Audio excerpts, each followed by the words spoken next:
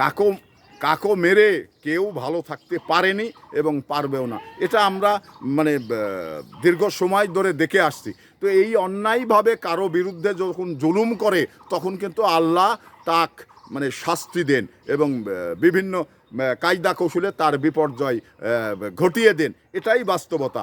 তো সেখানে এই যে ইসরায়েল অন্যায়ভাবে ইরাকের প্রতি যে আচরণ এবং অন্যায়ভাবে আমেরিকার যে ইরানের প্রতি আচরণ, এটা বিশ্ববাসীকে হতাশ করছে, বিশ্ববাসীকে বিপর্যস্ত করে ফেলেছে।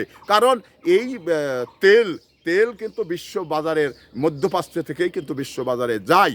তো সেই জায়গা থেকে এই তেল যাওয়া যখন বন্ধ করে দিয়েছেন তখন কিন্তু আমি বাংলাদেশে বসবাস করি, বাংলাদেশের অভাবটা বুঝতে পারছি। বিভিন্ন দেশে যারা যে যেখানে বসবাস করেন সেখানেই কিন্তু এই তেলের যে অভাবটি, এই তেলের যে সংকটটি, এটা ব্যাপক আকারে ধারণ করেছেন। তো এই তেল ছাড়া যে বিশ্ববাসী অচল, এটা কিন্তু মানে 100% সত্য।